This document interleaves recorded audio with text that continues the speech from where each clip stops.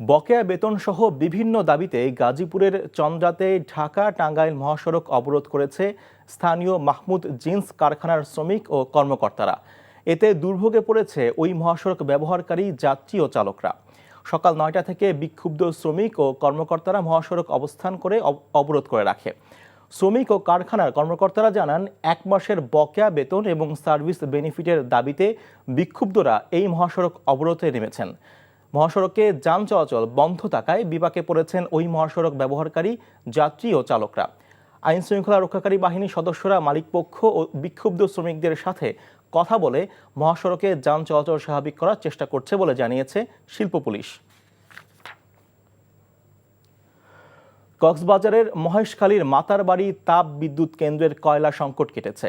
গতকাল ইন্দোনেশিয়া থেকে পানামার পতাকাবাহী একটি জাহাজ ৭০,০০০ টন কয়লা নিয়ে বিদ্যুৎ কেন্দ্রের জেটিতে ভিড়েছে।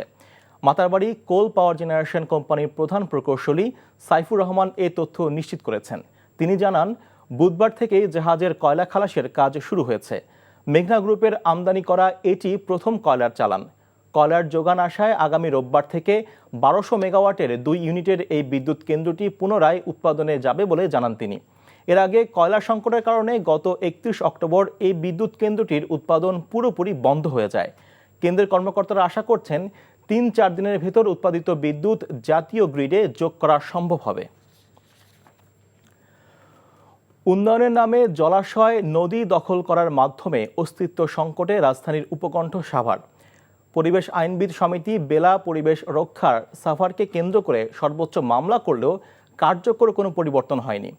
সকালে সাভারে ওয়াইএমসি অডিটোরিয়ামে বাংলাদেশ পরিবেশ আইনবিদ সমিতি আয়োজিত অস্তিত্ব সংকটে সাভারের জলাশয়, নদী ও পরিবেশ করণীয় শীর্ষক আলোচনা সভায় একথা বলেন বক্তারা। পরিবেশ দূষণ ও বিপর্যয় ক্ষতিগ্রস্তরা ছাড়াও আলোচনা সভায় উপস্থিত রয়েছেন সাভার উপজেলা নির্বাহী কর্মকর্তা আবু বকর সরকার, বেলার ভারপ্রাপ্ত নির্বাহী পরিচালক তসলিমা ইসলাম, ফিল্ড কোঅর্ডিনেটর এম মামুন, নদী ও পরিবেশ রক্ষা কমিটির সাধারণ সম্পাদক শামসুল হক। নাটোরের লালপুরে ভেঙে গেছে ট্রেন লাইন। ভোরে রেল লাইনের গ্যাং টিম লাইন চেক করার সময় বিহারীপাড়া রেলগেট সংলগ্ন নর্থ বেঙ্গল সুগার মিল এলাকায় রেল লাইনটি ভাঙা দেখতে পেয়ে কর্তৃপক্ষকে জানায়। এ অবস্থায় সকাল 7:15টায় রাজশাহী থেকে ঈশ্বরদীগামী কমিউটার ট্রেন ধীরগতিতে ঝুঁকি নিয়ে ভাঙা স্থান পার হয়। খবর পেয়ে ঈশ্বরদী থেকে প্রকৌশল বিভাগের কর্মীরা লাইন মেরামতের জন্য ঘটনাস্থলে পৌঁছেছে বলে জানান গেটম্যান আব্দুল মালেক। ডাবল লাইন এলাকায় থাকায় ট্রেন চলাচল স্বাভাবিক রাখা হবে বলে জানান তিনি। কুড়িগ্রামের সোনাহাট স্থলবন্দরের আমদানি ও রপ্তানিকারক সমিতির কমিটি গঠন নিয়ে বিএনপির ২ গ্রুপ একই সময়ে সভা আহ্বান করায় ১৪৪ ধারা জারি করেছে প্রশাসন। উপজেলা নির্বাহী অফিসার গোলাম ফেরদৌস স্বাক্ষরিত এক চিঠিতে এ তথ্য জানানো হয়। চিঠিতে উল্লেখ করা হয়, সোনাহাট স্থলবন্দরের একই স্থানে একই সময়ে বিএনপির ২টি গ্রুপের সভা সমাবেশ আহ্বান করায় উত্তেজনার সৃষ্টি হয়। পরিস্থিতি অবনতির আশঙ্কায় আজ সকাল ৮টা থেকে রাত ১২টা পর্যন্ত ১৪৪ ধারা জারি করা হয়। তবে বন্দরের আমদানি রপ্তানির কাজ স্বাভাবিক রয়েছে বলে জানায় বন্দর কর্তৃপক্ষ। চট্টগ্রামে ইস্কন কর্মীদের হাতে নিহত আইনজীবী সাইফুল ইসলামকে হত্যার প্রতিবাদে উত্তাল চট্টগ্রাম আদালত প্রাঙ্গণ। কর্মবিরতির কারণে আদালতের কার্যক্রম বন্ধ রয়েছে। আইনজীবী নিহতের ঘটনায় পুলিশের ভূমিকা নিয়ে প্রশ্ন তুলেছেন আইনজীবীরা। এদিকে চট্টগ্রামের আদালত এলাকায় সংঘর্ষ এবং পুলিশের ওপর হামলার ঘটনায় ৩টি মামলা হয়েছে। মামলায় মোট ১,৪৭৬ জনকে আসামি করা হয়েছে। চট্টগ্রাম থেকে আরিচা আহমেদের রিপোর্ট, ক্যামেরায় ছিলেন এনামুল হক। সহকর্মী সাইফুল ইসলামকে নির্মমভাবে হত্যার ঘটনায় কালো পতাকায় ছেয়ে গেছে চট্টগ্রাম আদালত প্রাঙ্গণ। 2 দিন ধরে আইনজীবীদের কর্মবিরতিতে বিভাগ ও জেলা মহানগরের 34টি আদালতে কোনো শুনানি হয়নি। সহকর্মী হত্যার বিচার দাবি করে দিনভর নানা কর্মসূচি পালন করেছে আইনজীবী সমিতি, জাতীয়তাবাদী আইনজীবী ফোরাম, আন্তর্জাতিক ইসলামী বিশ্ববিদ্যালয় অ্যালামনাই সহ বিভিন্ন সংগঠন। অবিলম্বে আইনজীবী সাইফুল ইসলামের হত্যাকারীদের গ্রেফতার এবং ইসকনকে নিষেধের দাবি জানানো হয়। ইসকনের দোষরেরা তাদেরকে যারা ইন্ধন দিচ্ছে তাদের পিছনে নিশ্চয়ই এখানে এই যে পরাজিত শক্তি, এই যে যে পেশিস হাসিনের শক্তিরা এখানে কাজ করতেছে। আমরা চাই কোন আইনজীবী এই চিন্নাই এই সন্ত্রাসীর পক্ষে কোনো ওকালতি করতে পারবে না। একজন নিরীহ আইনজীবীকে যেভাবে হত্যা করেছে এইটার পিছনে জড়িত আছে যারা এই যে চিন্ময়ের পক্ষে আইনজীবী হিসেবে দাঁড়িয়েছে, এদেরকে আমি তীব্র নিন্দা এবং এদের বিরুদ্ধে তীব্র প্রতিবাদ জানাচ্ছি। এইসব ঘটনার দায় কোনোভাবে পুলিশ এড়িয়ে যেতে পারে না বলে মন্তব্য আইনজীবীদের। বিজ্ঞ আইনজীবী অ্যাডভোকেট সাইফুল ইসলাম আলিফকে ধরে নিয়ে কুপাই হত্যা করেছে। তাকে অন্যায়ভাবে হত্যা করেছে ইসকন, একটা সন্ত্রাসী সংগঠন। ওই সংগঠনকে নিষিদ্ধ করতে হবে। উগ্রবাদী সন্ত্রাসী সংগঠন ইসকন, ওদেরকে নিষিদ্ধ চাই এবং যে হত্যাকাণ্ডের সাথে যারা জড়িত তাদেরকে দ্রুত গ্রেপ্তার পূর্বক সুষ্ঠু বিচার করে দৃষ্টান্তমূলক শাস্তি দাবি করছি। এই হত্যার তীব্র নিন্দা জানাচ্ছি। অনতিবিলম্বে সরকারকে বলছি, অনতিবিলম্বে তার হত্যাকারীদেরকে বেছে বেছে গ্রেপ্তার করার জন্য বিরুদ্ধে অবরোধ জানাচ্ছি। পুলিশের বিরুদ্ধে ঢালাওভাবে অভিযোগ অস্বীকার করেছেন সিএমপি কমিশনার। তার অনুসারীরা আমাদের পুলিশের উপর চড়াও হয় এবং আপনারা জানেন এখানে আমাদের পুলিশের 13 জন সদস্য এখন পর্যন্ত আহত আছে। NTV news desk. ইসকনকে উগ্রপন্থী সংগঠন আখ্যা দিয়ে এই সংগঠনকে নিষিদ্ধের দাবি জানিয়েছে সুপ্রিম কোর্ট আইনজীবী সমিতি। আজ সমিতির মিলনায়তনে সংবাদ সম্মেলনে সংগঠনের ভারপ্রাপ্ত সম্পাদক এই দাবি জানান। সন্ত্রাসী সংগঠন ইসকন সদস্যবৃন্দ সাইফুল ইসলাম আলিফকে নৃশংসভাবে হত্যা করেছে। এই নৃশংস হত্যাকাণ্ডের সঙ্গে জড়িত ব্যক্তিদের বিরুদ্ধে সর্বোচ্চ গুরুত্ব দিয়ে আইনি ব্যবস্থা গ্রহণের জন্য সরকারের প্রতি বাংলাদেশ সুপ্রিম কোর্ট আইনজীবী সমিতি জোরালো দাবি জানাচ্ছে এবং সেই সাথে ইসকনকে নিষিদ্ধ করতেও জোরালো দাবি জানাচ্ছে। ডিম মেরে বিচারপতিকে এজলাস থেকে নামানোর ঘটনায় গভীর উদ্বেগ প্রকাশ করেছেন প্রধান বিচারপতি সৈয়দ রেফাত আহমেদ। আজ এই সংক্রান্ত এক প্রেস বিজ্ঞপ্তি জারি করে সুপ্রিম কোর্ট। এতে বলা হয়, বুধবার সুপ্রিম কোর্ট প্রাঙ্গণে যে নজিরবিহীন ঘটনা ঘটেছে তা অনভিপ্রেত। একই সঙ্গে দেশের জেলা আদালতগুলোতেও যে অনাকাঙ্ক্ষিত পরিস্থিতি সৃষ্টি হয়েছে সে বিষয় সম্পর্কে গভীর উদ্বেগ প্রকাশ করেন প্রধান বিচারপতি। সব প্রতিকূলতা ও অনাকাঙ্ক্ষিত পরিস্থিতি সত্ত্বেও দেশের আদালতসমূহে বিচার সেবা প্রদান অব্যাহত রয়েছে বলেও বিজ্ঞপ্তিতে উল্লেখ করেন প্রধান বিচারপতি। ভবিষ্যতে যে কোনো অনাকাঙ্ক্ষিত পরিস্থিতি মোকাবেলায় প্রয়োজনীয় পদক্ষেপ গ্রহণ করা হয়েছে বলেও জানানো হয় ওই প্রেস বিজ্ঞপ্তিতে। বুধবার হাইকোর্টে এক বিচারপতিকে লক্ষ্য করে ডিম ছুঁড়ে মারার ঘটনা ঘটে। এছাড়া চিন্ময় দাসকে গ্রেফতারকে কেন্দ্র করে চট্টগ্রাম আদালতে সংঘর্ষ হয়। আইনজীবী সাইফুল ইসলাম আলিফ হত্যার শিকার হন।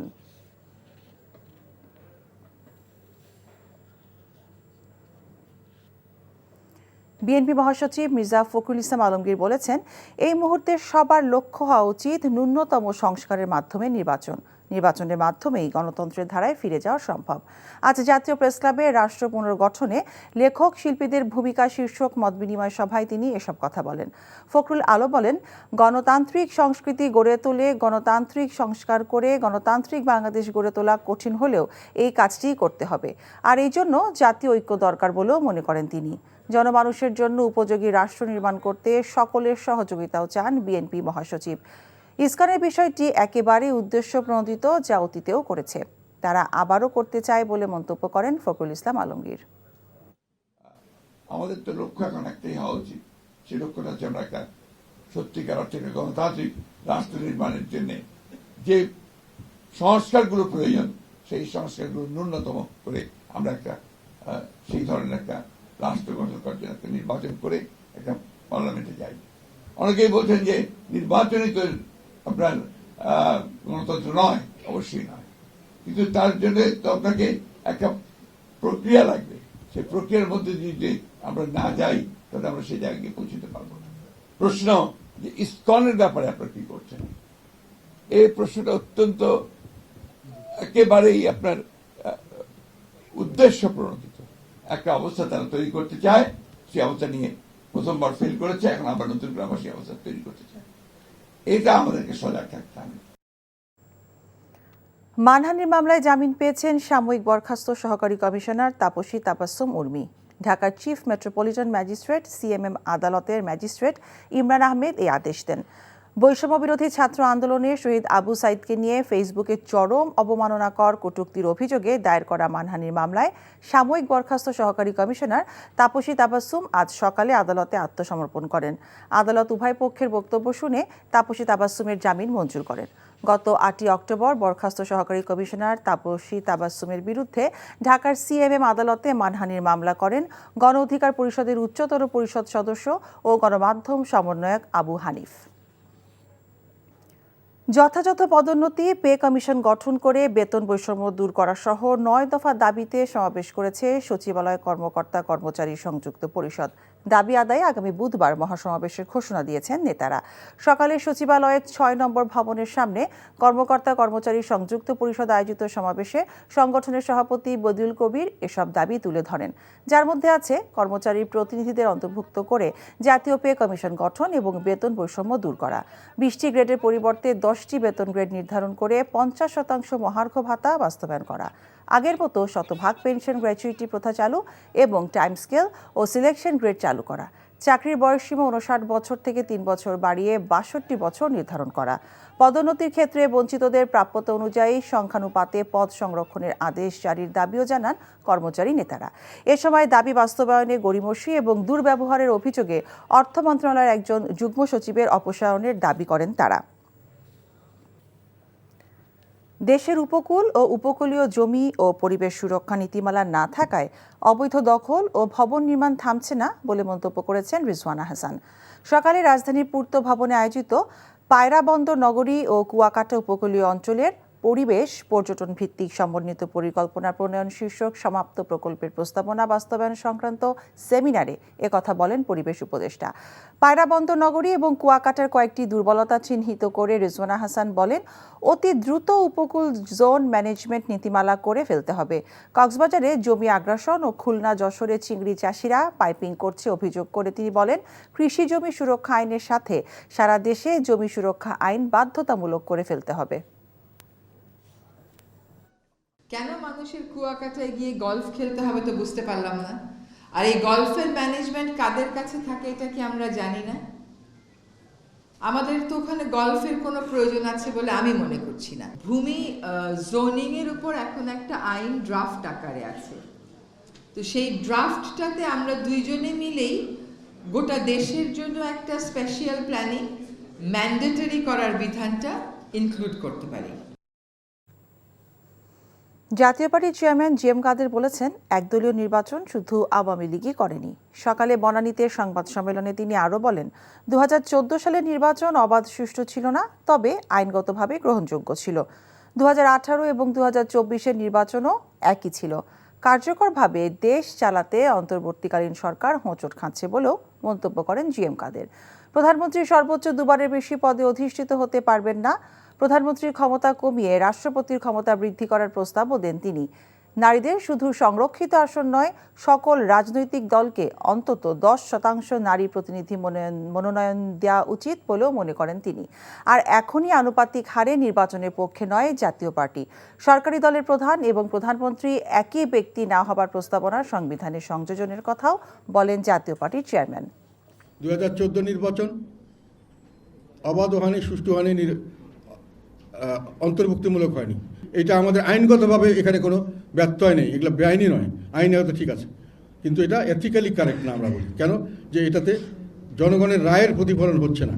বর্তমান পরিস্থিতিতে যে নির্বাচনের ব্যবস্থা করা হচ্ছে, অনেকে নির্বাচন দাবি করছেন। এখন প্রশ্নটা হলো যে বর্তমান সরকার যদি কোনো দল গঠন করেন এবং সরকারের থেকে যদি তারা সেই দল গঠন করেন এবং নির্বাচন করেন, তাহলে সরকারের থেকে দল গঠন বা কিংস পার্টি, সেখানে কিন্তু লেভেল প্লেইং ফিল্ডের একটা সমস্যা হতে পারে। এটা কিন্তু কোনো সময় কেউ গ্রহণ করেনি। ইসকন বাংলাদেশের সভাপতি সত্যরঞ্জন বাড়ই বলেছেন, চিন্ময়ের মতো ইসকন বহিষ্কৃত নেতাদের কার্যকলাপের জন্য ইসকন দায়ী নয়। ইসকনকে নিয়ে মিথ্যা, বানোয়াট ও উদ্দেশ্যপ্রণোদিতভাবে অপপ্রচার ছড়ানো হচ্ছে বলে দাবি করেন তিনি। সকালে রাজধানীর স্বামীবাগ ইসকন মন্দিরের সংবাদ সম্মেলনে এসব কথা বলেন তিনি। জানান, ইসকন একটি আন্তর্জাতিক সংগঠন, ভারতীয় সংগঠন নয়। চট্টগ্রামে আইনজীবী সাইফুল ইসলাম আলিফের হত্যার ঘটনায় ইসকনকে জড়িয়ে মিথ্যাচার করা হচ্ছে। ইসকনের বিরুদ্ধে মিথ্যা ও বিভ্রান্তিমূলক প্রচারণার সঠিক তদন্ত করে প্রকৃত সত্য উদ্ঘাটন করার দাবি জানান তারা। সাইফুল ইসলাম আলিফের নৃশংস হত্যাকাণ্ডের প্রেক্ষিতে ইসকন বাংলাদেশকে নানাভাবে জড়িয়ে উদ্দেশ্যপ্রণোদিতভাবে আমাদের ধর্মীয় ও সামাজিক ভাবমূর্তিকে ক্ষতিগ্রস্ত করার অপচেষ্টা চলছে। আমরা সরকার, প্রশাসন, গণমাধ্যম ও দেশবাসীর প্রতি উদাত্ত আহ্বান জানাই। ইসকন বাংলাদেশের বিরুদ্ধে চলমান মিথ্যা ও বিভ্রান্তিমূলক প্রচারণার সঠিক তদন্ত করে প্রকৃত সত্য উদ্ঘাটন করে যথাযথ ব্যবস্থা গ্রহণ করুন। আইনজীবী সাইফুল ইসলামকে হত্যার প্রতিবাদে সাভারে ঢাকা-রিচা মহাসড়ক অবরোধ করে বিক্ষোভ করেছেন শিক্ষার্থীরা। দুপুরে শিক্ষার্থীরা মিছিল নিয়ে ওই মহাসড়ক অবরোধ করলে বন্ধ হয়ে যায় যান চলাচল। এ সময় মহাসড়কে সৃষ্টি হয় তীব্র যানজট। পরে প্রতিবাদ সমাবেশে বক্তারা বলেন, জুলাই-আগস্টের বিপ্লবকে ব্যর্থ করতে নানাভাবে চক্রান্ত চলছে। দেশের শান্তি এবং স্থিতিশীলতা বজায় রাখতে ইসকন নিষিদ্ধের পাশাপাশি দ্রুত অরাজকতা সৃষ্টিকারীদের বিরুদ্ধে কঠোর ব্যবস্থা গ্রহণের দাবি জানান তারা।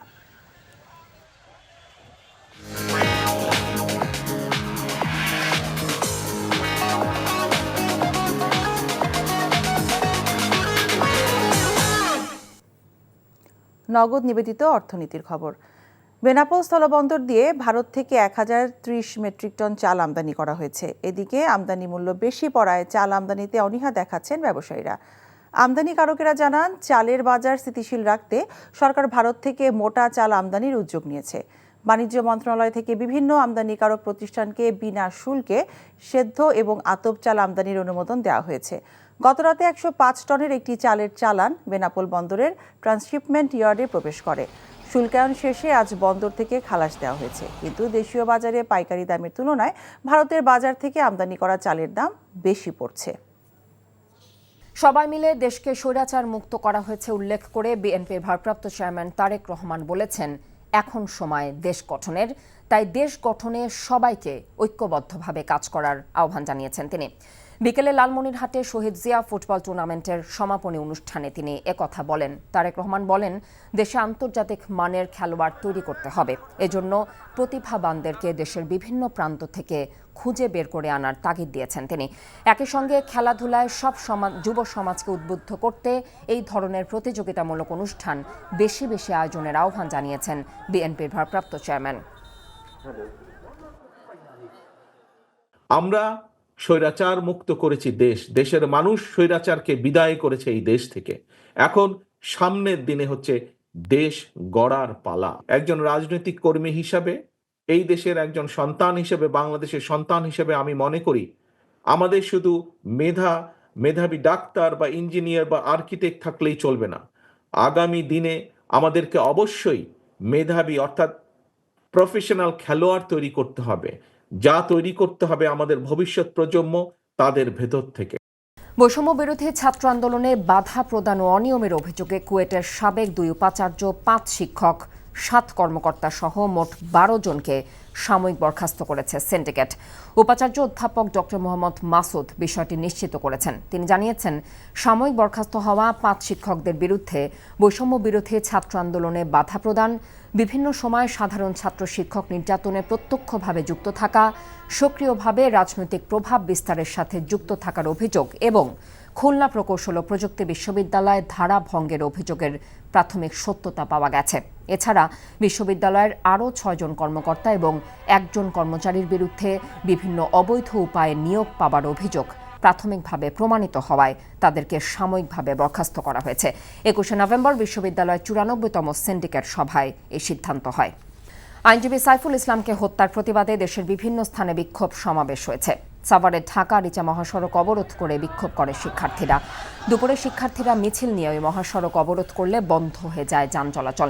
আইনজীবী হত্যার বিচার উগ্রবাদী সংগঠন ইসকন নিষিদ্ধের দাবিতে বিক্ষোভ মিছিল ও প্রতিবাদ সমাবেশ করেছে হেফাজত ইসলাম ব্রাহ্মণবাড়িয়া জেলা শাখা। একই দাবিতে গোপালগঞ্জে আইনজীবী ও শিক্ষার্থীদের মানববন্ধন এবং প্রতিবাদ সমাবেশ অনুষ্ঠিত হয়েছে। নোয়াখালীতে বিক্ষোভ মিছিল ও মানববন্ধন করেছে শিক্ষার্থীরা। কুড়িগ্রামের সোনাহাট স্থলবন্দরের আমদানি ও রপ্তানিকারক সমিতির কমিটি গঠন নিয়ে বিএনপির 2 গ্রুপ একই সময়ে সভা আহ্বান করায় 144 ধারা জারি করেছে প্রশাসন। উপজেলা নির্বাহী অফিসার গোলাম ফেরদৌস স্বাক্ষরিত এক চিঠিতে এই তথ্য জানানো হয়। চিঠিতে উল্লেখ করা হয়, সোনাহাট স্থলবন্দরের একই স্থানে একই সময় বিএনপির দুটি গ্রুপের সভা সমাবেশ আহ্বান করায় উত্তেজনা সৃষ্টি হয়। পরিস্থিতি অবনতির আশঙ্কায় আজ সকাল ৮টা থেকে রাত ১২টা পর্যন্ত ১৪৪ ধারা জারি করা হয়। তবে বন্দরের আমদানি রপ্তানির কাজ স্বাভাবিক রয়েছে বলে জানায় বন্দর কর্তৃপক্ষ। স্বৈরাচার শেখ হাসিনার ফাঁসির দাবিতে বাগেরহাটের রামপালে বিক্ষোভ মিছিল ও সমাবেশ করেছে বিএনপি। বিকেলে রামপালের বাবুর বাড়ি এলাকার মোংলা খুলনা মহাসড়কে বিক্ষোভ মিছিল করে বিএনপি নেতাকর্মীরা। পরে সমাবেশে বক্তারা ফ্যাসিস্ট শেখ হাসিনাকে দ্রুত দেশে ফিরিয়ে এনে ফাঁসি কার্যকরের দাবি জানিয়েছেন। সেই সাথে দেশব্যাপী আওয়ামী সন্ত্রাসীদের রুখে দিতে বিএনপি নেতাকর্মীদের ঐক্যবদ্ধ থাকারও আহ্বান জানানো হয়। সনাতন ধর্মাবলম্বীদের গুজবে কান না দেওয়ার আহ্বান জানিয়েছেন নওগাঁর জেলা প্রশাসক। দুপুরে জেলা প্রশাসকের সম্মেলন কক্ষে শারদীয় দুর্গোৎসবের পুনর্মিলনী উপলক্ষে মত বিনিময় সভায় তিনি এই আহ্বান জানিয়েছেন। জেলা প্রশাসক বলেন, এদেশের সব ধর্মের মানুষের বসবাসের সমান অধিকার রয়েছে। সভায় 11টি উপজেলার পূজা উদযাপন পরিষদের সভাপতি, সাধারণ সম্পাদকরা উপস্থিত ছিলেন। সাভারে উদ্বেগজনক হারে বাড়ছে ডেঙ্গু আক্রান্ত রোগীদের সংখ্যা। হাসপাতালগুলোতে ঠাঁই হচ্ছে না রোগীদের। বিকেলে বিএনপি নেতা অ্যাডভোকেট মুরাদ হোসেনের উদ্যোগে তেঁতুলঝড়া এলাকায় পরিষ্কার পরিচ্ছন্নতার পাশাপাশি মশা নিধন কার্যক্রম চালানো হয়। তিনি জানিয়েছেন, বিএনপি চেয়ারপারসনের উপদেষ্টা আমানুল্লাহ আমানের নির্দেশনায় সামাজিক দায়বদ্ধতার অংশ হিসেবে এই কর্মসূচি পালন করা হচ্ছে। মানিকগঞ্জে পিএইচপি কুরআনের আলোর অডিশন শেষ হয়েছে। সকালে শহরের মাদ্রাসা দারুল উলুম মিলনায়তনে জেলার প্রায় শতাধিক কুরআনের হাফেজ এই প্রতিযোগিতায় অংশগ্রহণ করেন।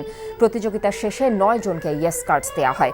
বিচারক হিসেবে উপস্থিত ছিলেন মার্কাজুত তানজিল হেফজুল কুরআন মাদ্রাসার প্রতিষ্ঠাতা ও প্রিন্সিপাল হাফেজ আব্দুল্লাহ আল জায়েদ।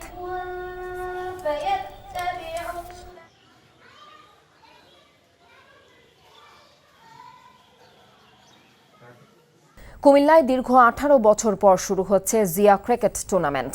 সকালে শহীদ ধীরেন্দ্রনাথ দত্ত স্টেডিয়ামে এক সংবাদ সম্মেলনে এসব তথ্য জানিয়েছেন কেন্দ্রীয় বিএনপির ত্রাণ ও পুনর্বাসন বিষয়ক সম্পাদক হাজী আমিনুর রাশিদ ইয়াসেন।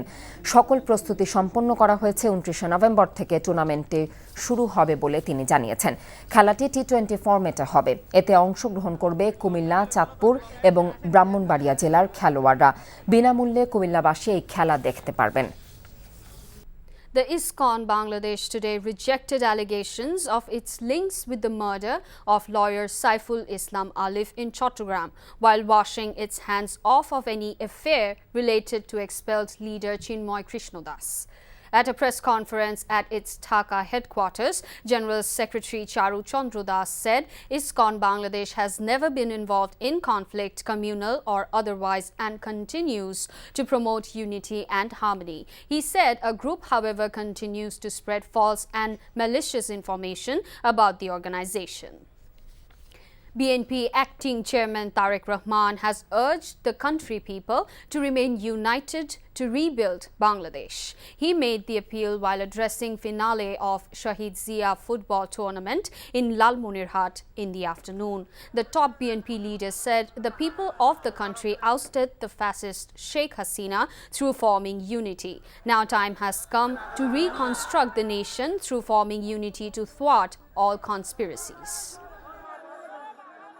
আমরা স্বৈরাচার মুক্ত করেছি দেশ, দেশের মানুষ স্বৈরাচারকে বিদায় করেছে এই দেশ থেকে।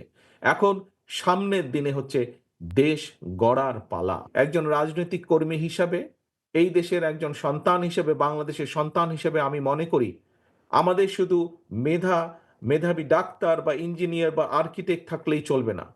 আগামী দিনে আমাদেরকে অবশ্যই মেধাবী অর্থাৎ প্রফেশনাল খেলোয়াড় তৈরি করতে হবে, যা তৈরি করতে হবে আমাদের ভবিষ্যৎ প্রজন্ম তাদের ভেতর থেকে। BNP Secretary General Mirza Fakhrul Islam Alamgir warned that there is a possibility for the return of fascism due to disruptive activities and disunity among those who contributed to the success of the student-led uprising. Fascism has been defeated, but it can return anytime, the BNP leader said while speaking at a views exchange program at National Press Club. He also said fascist forces are attempting to create an awful situation in Bangladesh Bangladesh in a calculated way.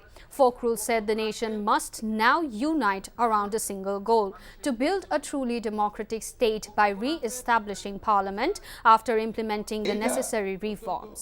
আপনার পরিকল্পিতভাবেই এই অবস্থাটা সৃষ্টি করা হচ্ছে এবং সেটা করছে যে পতিত ফ্যাসিবাদ, তারাই আজকে এই অবস্থাটা তৈরি করছে।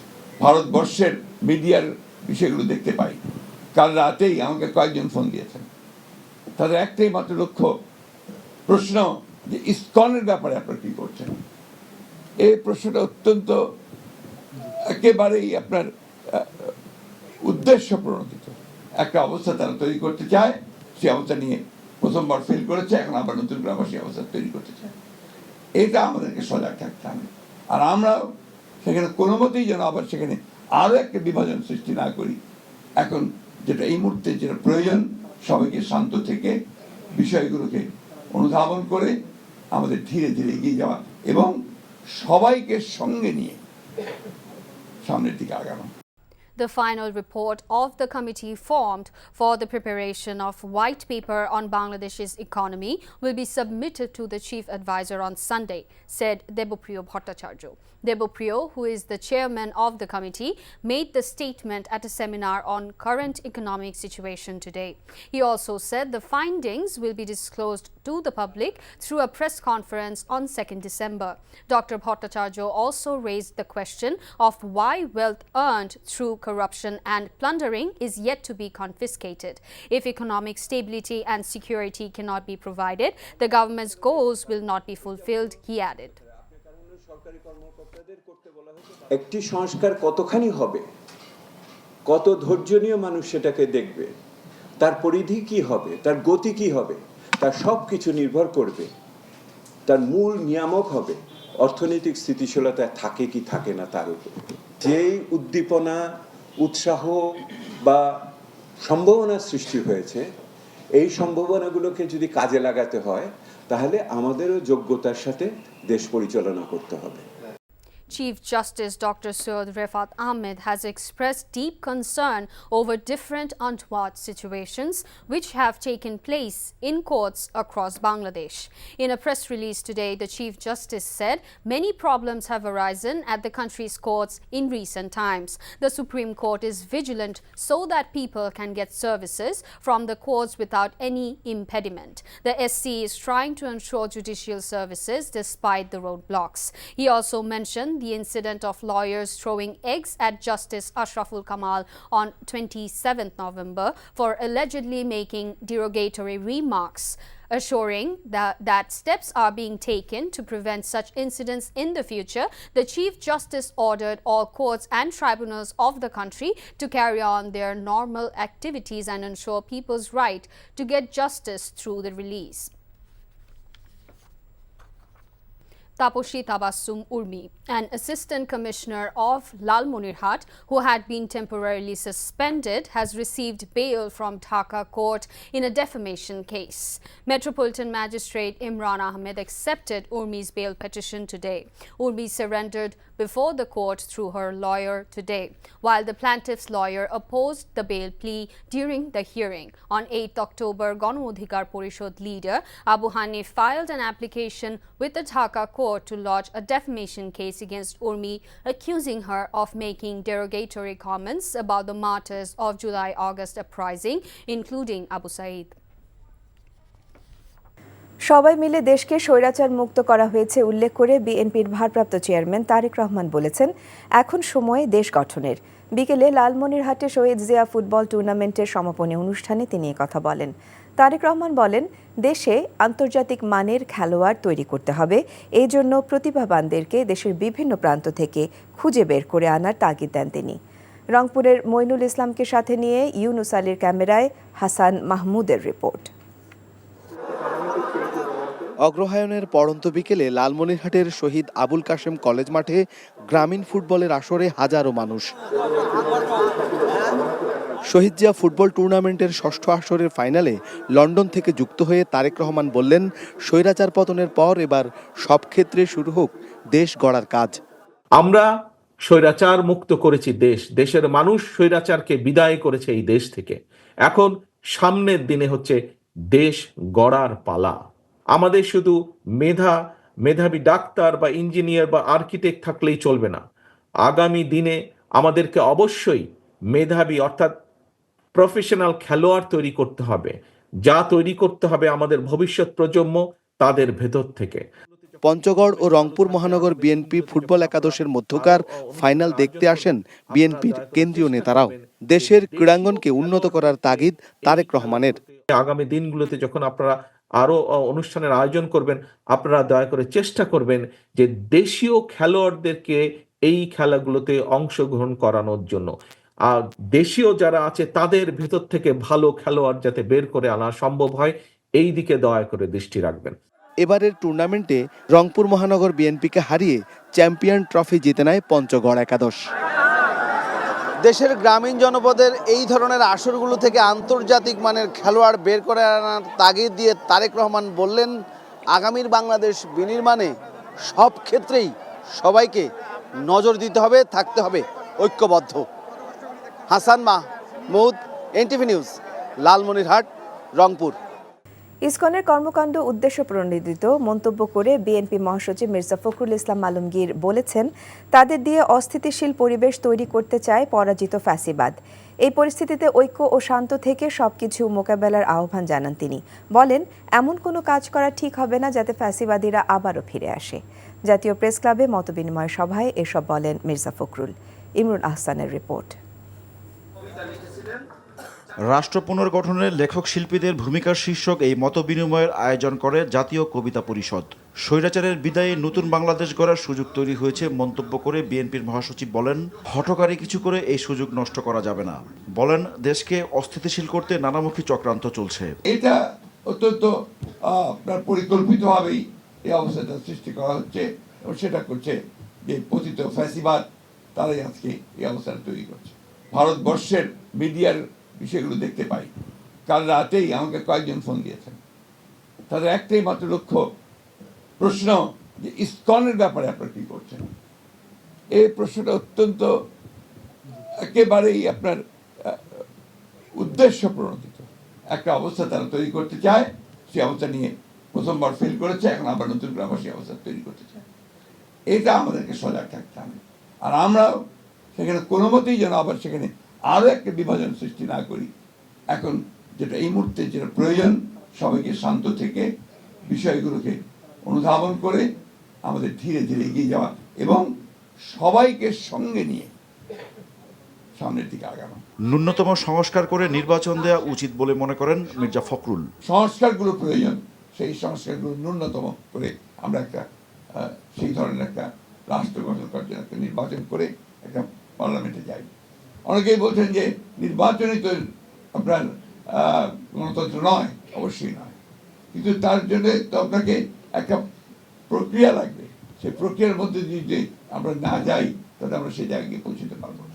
নিজেদের মধ্যে মতপার্থক্য থাকলেও ফ্যাসিবাদী শক্তির বিরুদ্ধে এক থাকতে সবার প্রতি আহ্বান জানান বিএনপির মহাসচিব। ফ্যাসিবাদ যে কোনো সময় আবার ফিরে আসতে পারে, আমরা সেই রাস্তা যেন তৈরি করে না দিই। Imrul Ahsan, NTV news, Dhaka. ISKCON নিষিদ্ধের ব্যাপারে সিদ্ধান্ত নেবে সরকার, এ নিয়ে আদালতের হস্তক্ষেপের দরকার নেই। বৃহস্পতিবার এমনটা জানিয়েছেন বিচারপতি ফারাহ মাহবুব এবং বিচারপতি দেবাশিস রায় চৌধুরীর হাইকোর্ট বেঞ্চ। আইনজীবী হত্যা ইস্যুতে এখন পর্যন্ত সরকারের নেওয়া পদক্ষেপে সন্তোষ প্রকাশ করেছেন হাইকোর্ট। এদিকে ইসকনের নিষিদ্ধের দাবি এবং আইনজীবী সুরক্ষা আইন প্রণয়নের দাবি জানিয়েছেন বাংলাদেশ সুপ্রিম কোর্ট আইনজীবী সমিতি।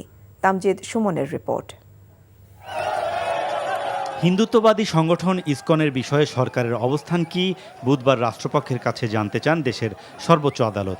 চট্টগ্রামের আইনজীবী সাইফুল ইসলাম আলিফ হত্যাসহ সাম্প্রতিক বিষয়েও সরকারের অবস্থান জানতে চাওয়া হয়। 3টা মামলা হয়েছে, একটা মামলা 30 জনকে গ্রেপ্তার করা হয়েছে, আর একটা মামলা 6 জনকে গ্রেপ্তার করা হয়েছে এবং বাকিটা আন্ডার ইনভেস্টিগেশন আছে। দেখে সিসিটিভি ফুটেজ দেখে পর্যবেক্ষণে তারা তাদের কার্যক্রম চালিয়ে যাচ্ছে। বৃহস্পতিবার রাষ্ট্রপক্ষের আইনজীবী আদালতকে জানান, ইসকনের সংঘর্ষের ঘটনায় 3টি মামলা ও বেশ কজনকে গ্রেপ্তার করা হয়েছে।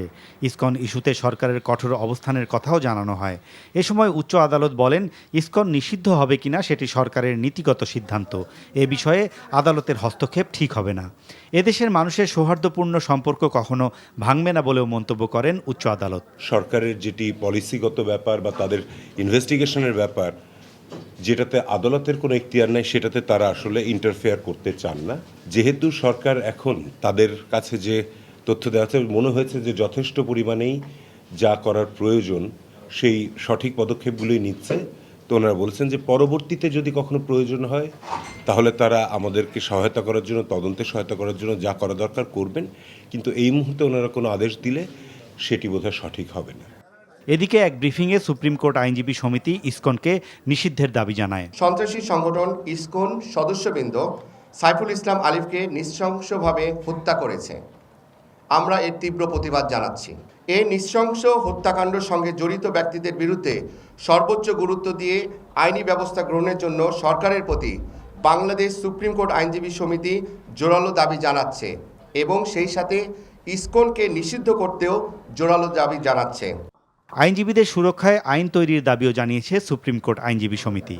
Tamjid Suman, NTV news, Dhaka. অন্তর্বর্তীকালীন সরকারের প্রধান উপদেষ্টা অধ্যাপক মোহাম্মদ ইউনূস তাকে রংপুরের একজন উপদেষ্টা হিসেবে বিবেচনা করার জন্য জুলাই আগস্ট বিপ্লবে শহীদ আবু সাঈদের পরিবারের প্রতি আহ্বান জানিয়েছেন। আজ প্রধান উপদেষ্টার তেজগাঁও কার্যালয়ে শহীদ আবু সাঈদের পরিবারের সদস্যরা ডক্টর ইউনূসের সাথে দেখা করতে গেলে তিনি এমন আহ্বান জানান। প্রধান উপদেষ্টা এ সময় শহীদ আবু সাঈদ ফাউন্ডেশনের সনদপত্র আবু সাঈদের পরিবারের হাতে তুলে দেন। আবু সাঈদের পিতা মকবুল হোসেন সনদপত্র গ্রহণ করেন। আবু সাঈদের ভাতিজা মোহাম্মদ লিটন মিয়া এ সময় উপস্থিত ছিলেন। প্রধান উপদেষ্টা আবু সাঈদের পিতামাতার স্বাস্থ্যের খোঁজ খবর নেন এবং সরকারের পক্ষ থেকে তাদের পরিবারকে সর্বোচ্চ সহায়তার আশ্বাস দেন।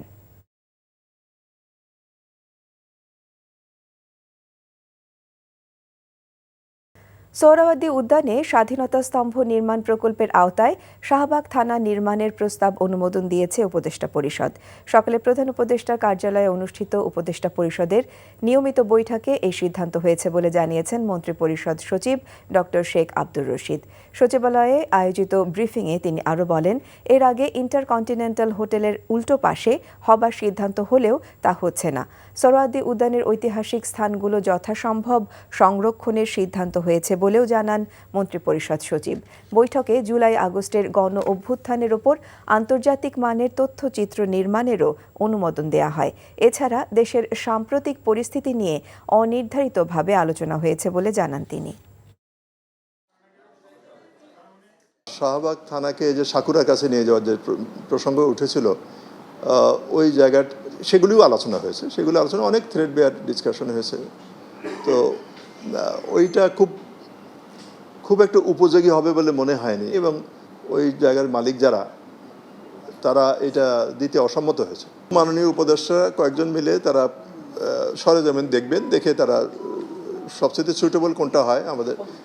আমাদের সোহরাওয়ার্দী উদ্যানের নান্দনিক, ঐতিহাসিক এবং প্রাকৃতিক একটা পটভূমি আছে, সেগুলি যেন রক্ষা করা যায় সেটা লক্ষ্য করে তারা সিদ্ধান্ত নেবেন। দুর্নীতি করে লুটে নেওয়া সম্পদ জনগণের কাছে ফিরিয়ে না দেয়া গেলে তাকে বিপ্লবের প্রতিফলন ঘটে না বলে মন্তব্য করেছেন সিপিডির সম্মানীয় ফেলো ডক্টর দেবপ্রিয় ভট্টাচার্য। সকালে ইকোনমিক রিপোর্টার্স ফোরাম ইআরএফ এর কার্যালয়ে আলোচনায় এসব কথা বলেন তিনি। অর্থনৈতিক খাতের সংস্কারে গঠিত শ্বেতপত্র প্রণয়ন কমিটির প্রধান জানান, রোববার প্রধান উপদেষ্টার কাছে প্রতিবেদন জমা দেবেন তারা। সোমবার সংবাদ সম্মেলনে অর্থনৈতিক খাতের সার্বিক চিত্র তুলে ধরবে সরকার। ডক্টর দেবপ্রিয় আরও বলেন, দেশের অর্থনৈতিক স্থিতিশীলতা ব্যাহত করছে উচ্চ মূল্যস্ফীতি, যা নিয়ন্ত্রণে ভুল পন্থা অবলম্বন করেছিল বিগত সরকার। রিজার্ভ কমে গেলে মূল্যস্ফীতি বাড়লে তা নিয়ন্ত্রণ কঠিন। বিগত সরকার বাংলাদেশকে সেই সংকটে ফেলে গেছে। একটি সংস্কার কতখানি হবে, কত ধৈর্য নিয়ে মানুষ সেটাকে দেখবে, তার পরিধি কি হবে, তার গতি কি হবে, তার সব কিছু নির্ভর করবে, তার মূল নিয়ামক হবে অর্থনৈতিক স্থিতিশীলতা থাকে কি থাকে না তার উপর। যেই উদ্দীপনা, উৎসাহ বা সম্ভাবনা সৃষ্টি হয়েছে, এই সম্ভাবনাগুলোকে যদি কাজে লাগাতে হয় তাহলে আমাদেরও যোগ্যতার সাথে দেশ পরিচালনা করতে হবে। নতুন করে 22,500 কোটি টাকা ছাপিয়ে দুর্বল 6টি ব্যাংকে দেয়া হয়েছে বলে জানিয়েছেন কেন্দ্রীয় ব্যাংকের governor doctor Ahsan H Mansur. বিকেলে বাংলাদেশ ব্যাংকের সংবাদ সম্মেলনে তিনি এ তথ্য জানান। গভর্নর বলেন, আগামী রোববার থেকে এসব ব্যাংকে টাকা পেতে শুরু করবেন গ্রাহকরা, তবে প্রয়োজন ছাড়া অতিরিক্ত টাকা না তুলতে গ্রাহকদের অনুরোধ করেন তিনি। আর ব্যাংকিং খাতের অবস্থা খারাপ হচ্ছে না, বরং আগে থেকেই খারাপ ছিল বলেও মন্তব্য করেন। গভর্নর বলেন, এখন একদিকে দুর্বল ব্যাংকগুলোকে টাকা ছাপিয়ে তারল্য দেয়া হবে, অন্যদিকে পুরনো টাকা আস্তে আস্তে বাজার থেকে সরিয়ে নেওয়া হবে, এতে মূল্যস্ফীতি কমে আসবে।